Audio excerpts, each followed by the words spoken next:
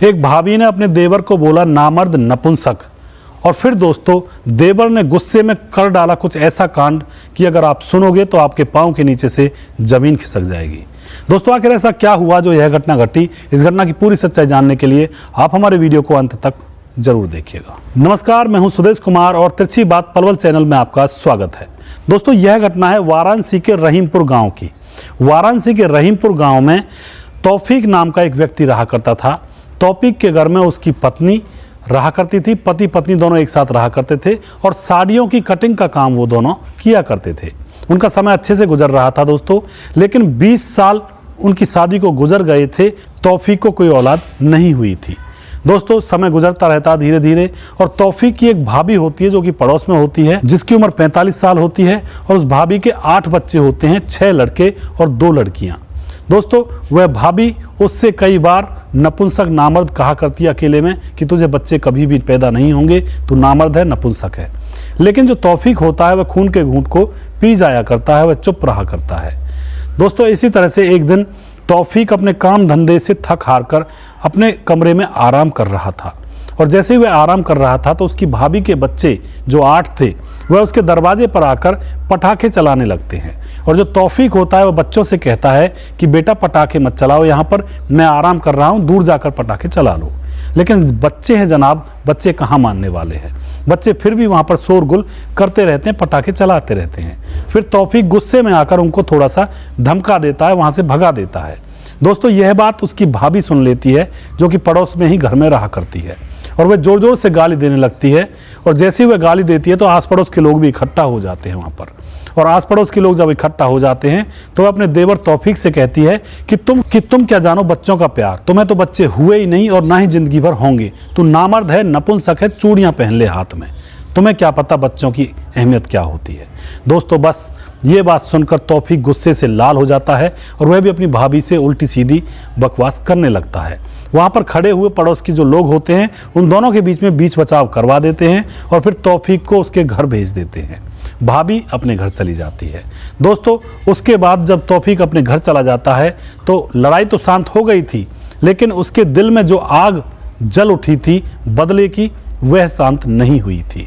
अब वह मन ही मन यह सोचने लगा कि अब तो भाभी को मरना ही पड़ेगा, क्योंकि जब ये चुपचाप मुझसे कुछ कहती थी तू को नामर्द है, नपुंसक है, तो कोई दिक्कत नहीं थी, मैं उसको सहन कर रहा था, खून के घूंट को पी रहा था। लेकिन आज तो इसने हद ही कर दी।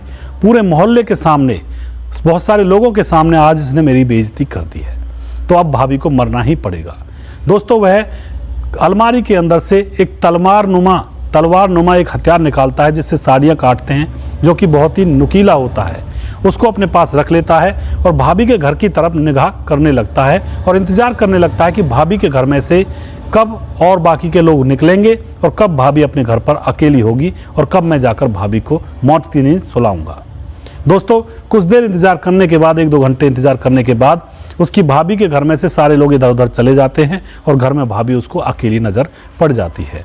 वह भाग कर जाता है भाभी के घर में, और भाभी जैसे ही कुछ समझ पाती उससे पहले वह तलवार नुमा हथियार अपनी जेब से निकालकर भाभी के पेट में और छाती पर उससे वार करने लगता है। देखते ही देखते फर्श पर खून की पिचकारियां गिरने लगती हैं और भाभी तड़प तड़प कर जमीन पर गिर जाती है और थोड़ी ही देर में बिलक बिलक कर उसकी मौत हो जाती है। शोर शराबा सुनकर आस पड़ोस के लोग भी इकट्ठा हो जाते हैं, उसको देख रहे होते हैं, लेकिन किसी की भी हिम्मत ये नहीं पड़ती है कि इसके हाथ में से तलवार को छीना जाए। दोस्तों उसके बाद क्या होता है, तौफीक अपनी भाभी को मार करके अपने घर जाता है और वहां जाकर खून से रंगे हुए कपड़ों को उतारता है, अलमारी में से नए कपड़े पहनता है और फिर वहां से फरार हो जाता है। पुलिस को बुलाया जाता है, पुलिस मामले की छानबीन करती है, पुलिस को सारी घटना बताई जाती है और पुलिस 1-2 दिन में ही उस तौफीक को गिरफ्तार कर लेती है। और गिरफ्तार करके जब पुलिस पूछती है उससे कि आखिर तुमने अपनी भाभी का कत्ल क्यों किया, तो तौफीक कहता है कि मैंने भाभी का कत्ल इसलिए किया क्योंकि इसने मेरा जीना हराम कर दिया था। बात बात पर यह मुझसे नामर्द नपुंसक कहा करती थी।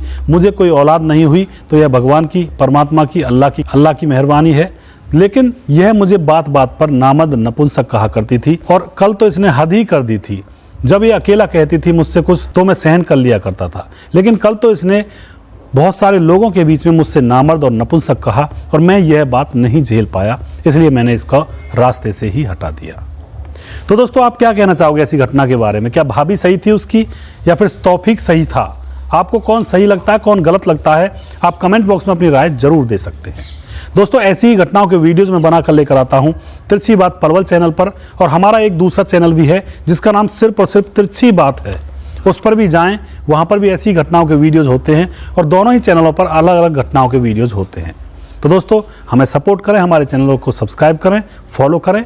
नेक्स्ट वीडियो में जल्दी फिर से लेकर आऊँगा किसी सच्ची घटना के ऊपर। तब तक आप खुश रहिए, सावधान रहिए, रिश्तों की अहमियत को समझिए। जय हिंद, जय भारत।